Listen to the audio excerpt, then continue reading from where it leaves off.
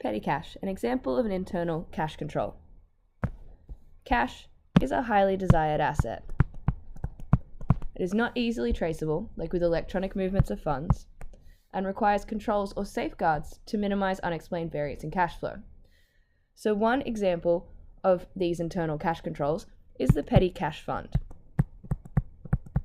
For a large amount of cash, most businesses require all purchases be made with an authorized electronic transfer or a check, double signed generally. But what about those small purchases that are bound to pop up day to day, such as that quick trip to Officeworks for more pens, or batteries for electronics? That's where the petty cash fund is appropriate. But from an accounting perspective, how do we record these incidentals? So there are 4 steps to this process. 1 is to establish petty cash policy and procedures.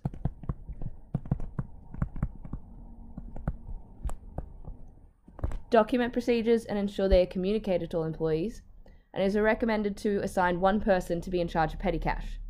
Determine the dollar amount you would keep in petty cash. For small businesses, this may be $100. For larger businesses, this may be something up to $500 or larger, and then determine how you will minimize issues such as theft, abusive funds, or lost receipts. The second step is to set up a petty cash log.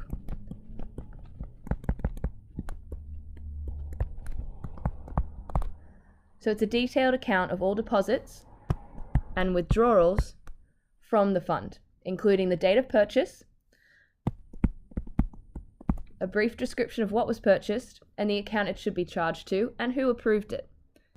The third step is to create journal entries to record petty cash.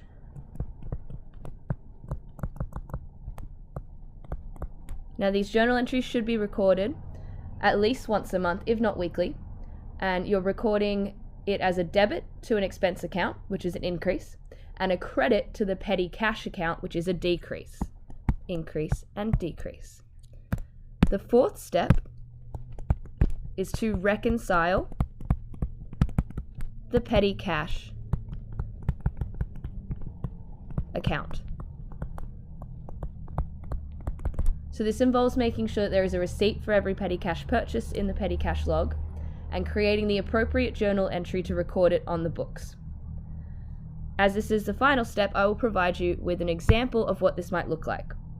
So if you distribute petty cash for the following expense, let's say $12.50 for office supplies, you would need to update the cash log to detail those expenses. This would involve a date, an amount. As we're in Australia, you should be mentioning if this purchase had GST or not, a short description, and the employee who made that purchase. So your office supplies purchase would include the date, let's say the 12th of April, the amount, which was $12.50. Yes, it had GST. It was office supplies, and it was purchased by Edward. And so on and so forth for each log until the petty cash fund is reconciled. And that is a short intro to how petty cash is recorded in a business, and it is an example of internal cash control.